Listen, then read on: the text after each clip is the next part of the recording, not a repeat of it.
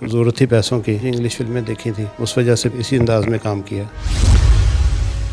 Luxury गाड़ियों में बैठकर शहरियों को लूटने वाला वायरल डाकू गैंग बिल आखिर पकड़ा गया। डाकू बैंक से पैसे निकलवाने वालों को सरेआम लूट लिया करते थे।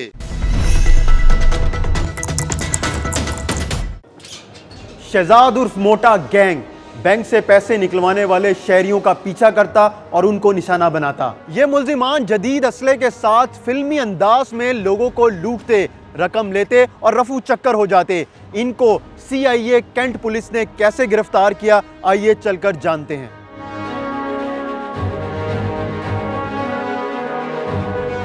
जी हमारे साथ इस वक्त शहजाद उर्फ मोटा मौजूद हैं, उनसे बात करते हैं।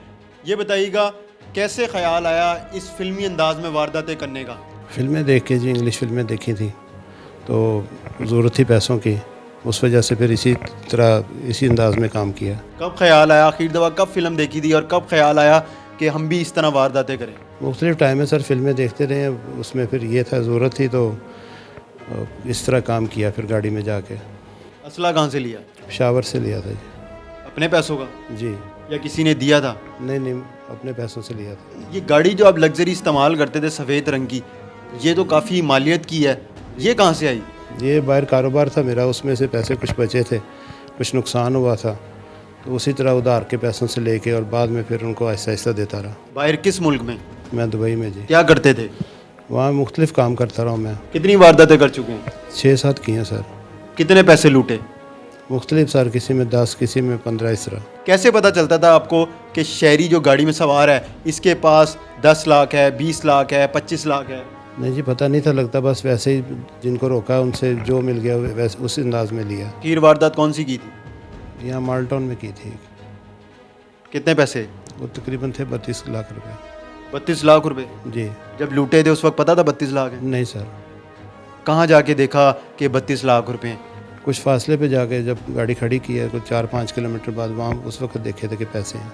ये बताएं वारदात करते किस तरह थे, किस तरह रैकी करते थे, किन लोगों की रैकी करते थे? कुछ नहीं सर, जो बैंक से पैसे लेके निकलते थे उनको देखते थे, अगर किसी के हाथ में होते थे तो उनसे ले लेते। क्या ऐसी मजबूरी थी जो लोगों को लूटते थे और अपनी मजबूरी पूरी करते थे? कारोबार में नुकसान हुआ था, कुछ चेक मेरे बाउंस हो गए थे जिसकी वजह से काफ़ी मेरे ज़िंदगी के मामला ख़राब हो गए हुए थे। कितने अरसे बाद पकड़े गए? तकरीबन सर 8-9 महीने बाद। पैसों का करते जाते, कोई ऐशी भी करते थे? नहीं सर, मैं अपना बस जो नुकसान हुआ था, जो कर्जे थे वो उतार रहा था।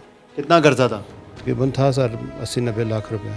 तर गया सारा कर्जा? नहीं सर, कितना रहता है अभी भी सर को 20-25 लाख रहता है। अगर आप गिरफ्तार ना होते तो फिर इसी तरह लोगों को लूटते रहते?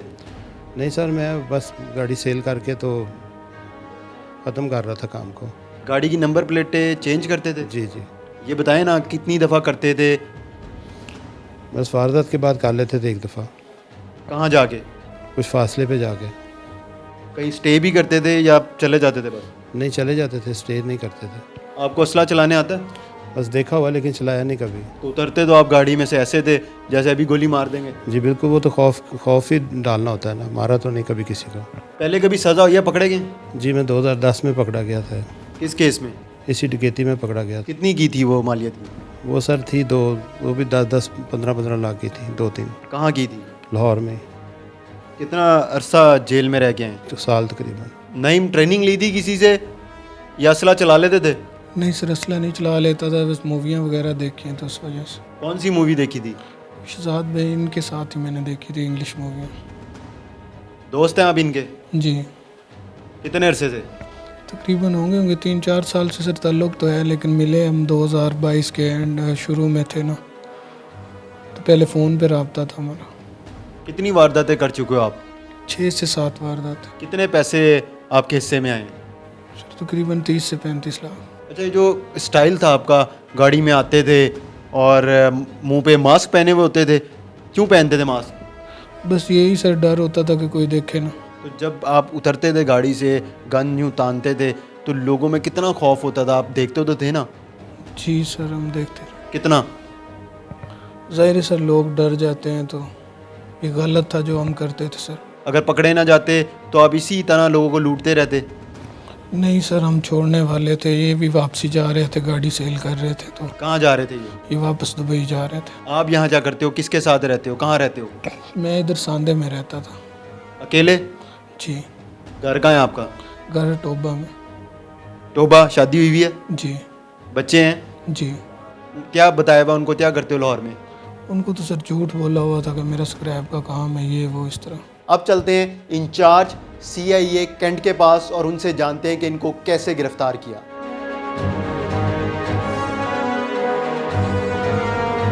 जो इब्तदाई इन्वेस्टिगेशन में ये है कि जी ये बैंक के बाहर खड़े हो जाते थे गाड़ी में, और गाड़ी के जो शीशे होते हैं वो फुल ब्लैक होते हैं, शीट लगी होती है। तो जब कोई भी जो कस्टमर है बैंक से किसी भी इन्वेलप में पैसे लेके वो निकलता है तो उसके पीछे ये लग जाते थे, और किसी सुनसान गली में जब वो गाड़ी इंटर होती थी तो उसको रोक के उसके साथ वारदात कर लेते। जब हमें इन्फॉर्मेशन मिली कि ये अगेन जो बैंक के बाहर है ये राउंड अप कर रहे हैं, हमें एक फ़ेक नंबर की इन्फॉर्मेशन मिली, हमने उस नंबर की मालूमात ली तो वो यहाँ मौजूद नहीं था। तो फिर जब ये हमने इनका पीछा एक प्राइवेट गाड़ी और फिर अपनी सरकारी गाड़ी के पीछे लगाई रखा है इनको, तो जहाँ पे ये नंबर प्लेट फेक जो चेंज करने लगे हैं तो फिर हमने इनको कर लिया, क्लोज़ कर लिया। और जब इनसे अब इन्हें इन्वेस्टिगेशन की है तो इन्होंने फिर 10 से ज़्यादा वारदातों का इंकशाफ भी किया है, जो सेम इसी तरह की नोए के जो डिफरेंट जो लाहौर के पोश एरियाज़ हैं, मॉडल टाउन है, गार्डन टाउन है और काना के एरिया वलेंशिया में, वहाँ पे इन्होंने वारदातें की हैं। ये गाड़ी असला आता कहाँ से था इनके पास? ये अभी जो इब्तदाई इन्वेस्टिगेशन है इन्होंने ख़रीदा हुआ था जो शहजाद मोटा जो है जो गैंग का सरगना है, तो उससे जो हमने इन्फॉर्मेशन ली है तो वो उसने कहा कि जी मैंने ये पेशावर से इसको ख़रीदा था, बड़ी गन और पिस्टल को, और जो साथ उसका है मेंबर वो ये दुबई में रहते थे। ये 2011 में भी जो शहजाद मोटा ये पकड़ा गया था, तो उसके बाद ये फिर दुबई चले गए। दुबई में उसको ये जो है नईम ये लड़का मिला, तो उसके साथ इसने गैंग लाहौर में आके फिर ये वारदातें शुरू कर दी थी। अच्छा, इनकी वीडियोस भी मंजर आम पर आई थी CCTV, उसके बावजूद इतनी देर लगी पुलिस को इनको ढूंढने में, पकड़ने में? ये इस तरह के शातिर गैंग था कि जी ये एक वारदात में कम से कम 10 से 12 दफ़ा ये नंबर प्लेट चेंज करता था फेक, और फेक नंबर प्लेट भी इस तरह की होती थी कि अगर मॉडल है 19 या 20 तो उसी मॉडल की इन्होंने नंबर प्लेट बनवानी थी। तो अभी जो इन्वेस्टिगेशन हमने कर रहे हैं उसमें इब्तदाई इन्वेस्टिगेशन में ये बात सामने आई है कि जी ये पाकवीर और OLS से ये नंबर लेते थे गाड़ियों का।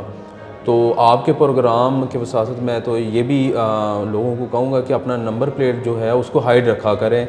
इस तरह की कोई भी जो वेबसाइट्स होती हैं सेल के लिए गाड़ी की, तो ये वहाँ से नंबर प्लेट्स लेते थे बनवा के, फिर वो अपनी गाड़ी पे लगा के जो भी रेंट पे लेते थे गाड़ी, अगर होंडा स्विक पे ये वारदात कर रहे हैं तो उस तरह की गाड़ी पे वो लगा के फिर वारदात करते थे। ये पैसों का करते जाते जो लूटते थे लोगों से?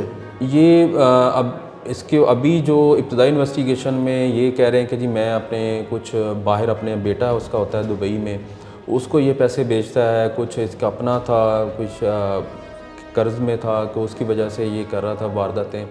तो इस तरह की अभी हम कर रहे हैं, रिकवरी कर रहे हैं। जो हमें एविडेंस मिलेगी हम उस एविडेंस को सफ़ा मिसल पे लाएंगे और इनको कानून के मुताबिक सज़ा दिलवाएंगे। तो इनके पास इतने पैसे थे कि इतनी लग्जरी गाड़ी ख़रीद सकें? ये जो शहजाद मोटा है ये कह रहा है कि जी मैं रेंट पे गाड़ी लेता था, पहले थी गाड़ी करोला थी वो बेच दी, फिर इस पे होंडा स्विक लेना शुरू कर दी इन्होंने वारदात, क्योंकि ये लोग लग्जरी गाड़ी को इतना फोकस नहीं करते कि ये वारदात करेंगे। तो वो कुछ ये कह रहा है कि जी मैं कुछ फ़िल्मों से भी देखा था कि जी अगर आप अपना गेटअप ठीक रखेंगे और वारदात करेंगे तो फिर आप जल्दी आइडेंटिफाई नहीं होंगे। ये बड़ा शातिर माइंड का था जो इसका मैं सरगना है शहजाद। तो अल्लाह का शुक्र है कि हमने अपनी पूरी एफर्ट के साथ और अल्लाह की मदद के साथ हमने इनको पकड़ लिया।